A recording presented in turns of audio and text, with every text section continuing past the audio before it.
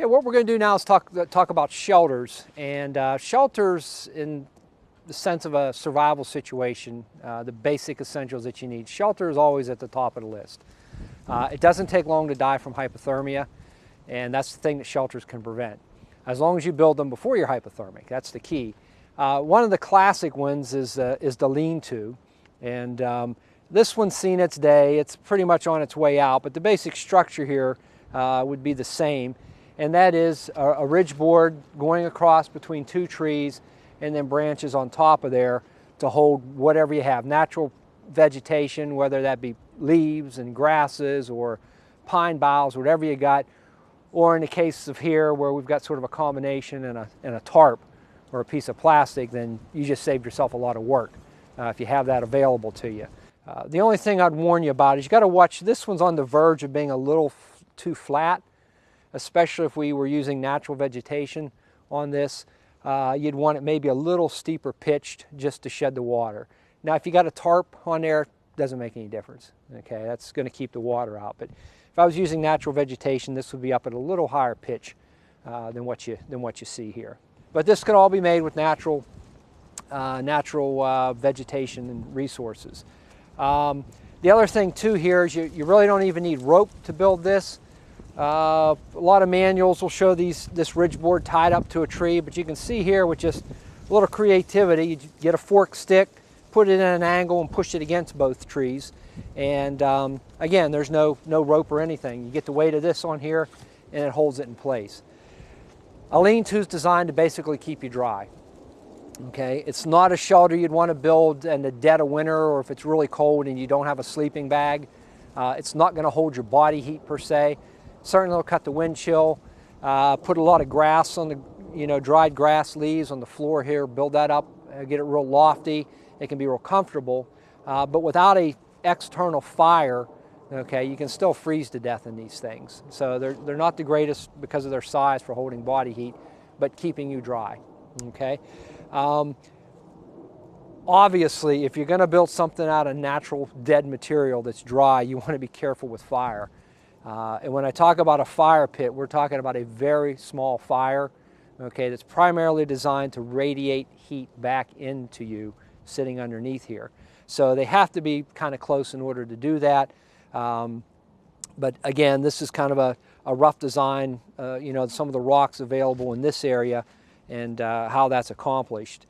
And as a general rule, if you had a fire in here, you really don't want the flames coming up over your reflector wall. Okay, so we're talking a real small fire, and once those rocks are heated up, I mean, you can feel it back in there. But the nice thing here, if the weather's bad, you can sit under the edge here when this thing is completed and be real close to the fire and use that for not only warmth but for cooking, boiling water if you have to, and whatever else you need to make yourself comfortable. So classic lean-to. Lots of modifications you can make. You can add sides to it if you want to kind of cut down the wind chill a little bit. But again, a real easy and quick shelter to build, and most people kind of get this concept. Okay, with that in mind, there is a shelter that will hold your body heat. Okay, and we're going to talk about that one next. Okay, this next type of shelter we're going to talk about is one that can actually hold your body heat, which is, again, essential to preventing hypothermia. It's sometimes referred to as a leaf hut or debris hut, and that's simply in reference to the material that it's made from, which is usually leaves, fallen debris. If you're in a pine forest or spruce forest, you can also make these out of pine boughs and spruce boughs. But anyhow, this is the basic framework. What you want to start with, and again, this is all dead material, so you don't really have to take out anything living, and it's just stuff you pick up off the ground. But you want to start with a ridge pole that runs the whole length, and that's generally going to be as long as the person who builds it, a little longer, so that when you lay down with your head against this prop stick here, that ridge pole go right over the top of your toes. Okay, so it's custom made for the individual. At that point, while you're laying there, you kind of put your hands out, and where your elbows hit, that's going to be the widest point, which you see right in this area here on both sides. And then from there, it just tapers to the back, very much like a mummy sleeping bag. Okay, And then, of course, this would all be filled in right in here with sticks. And one thing too, see a lot of people that pick up sticks, they'll start at the bottom and they'll start breaking sticks to, work their way up. Whatever stick you find, whatever size it is, find where that length matches, and throw it on there.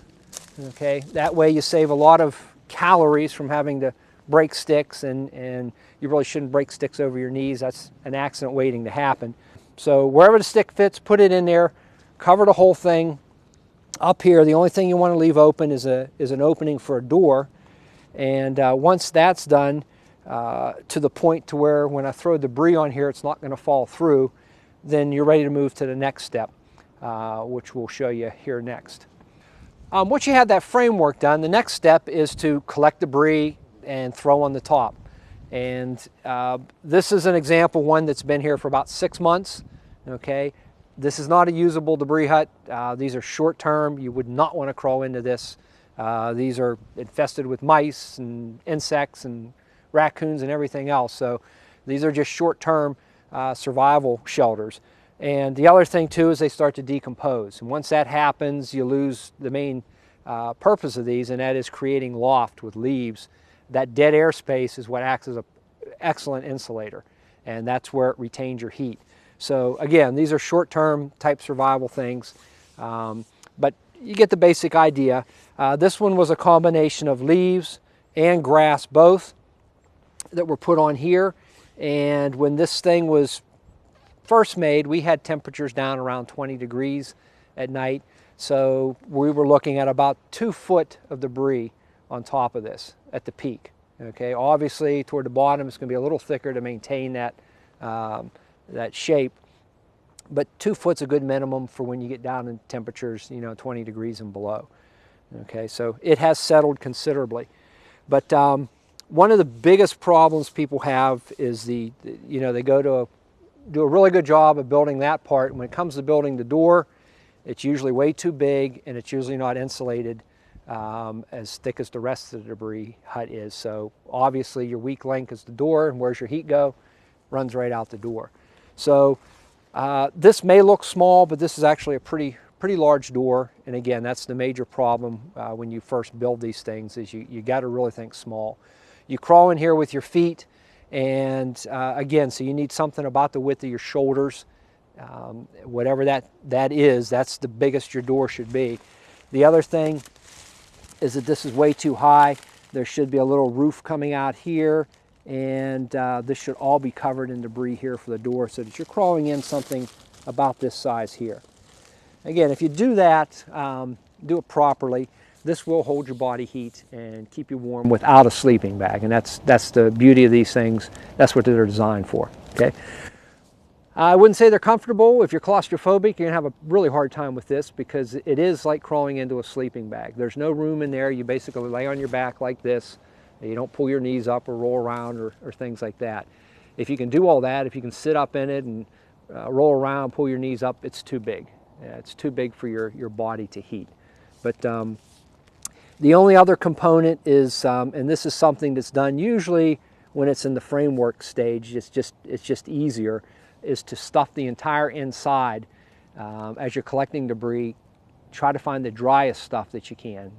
Usually that's stuff on the top, okay, that hasn't had or that's had a chance to dry out from the wind, or if it's been raining, it might be stuff closer to the bottom.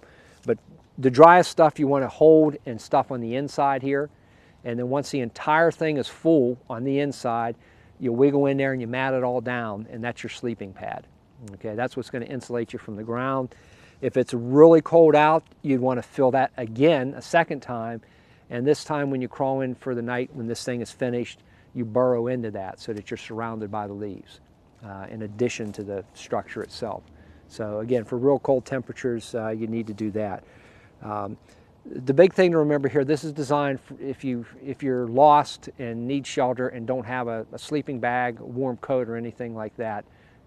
This is the only shelter out there that's going to, short of having a fire, of course, that's going to hold your body heat if you do it right.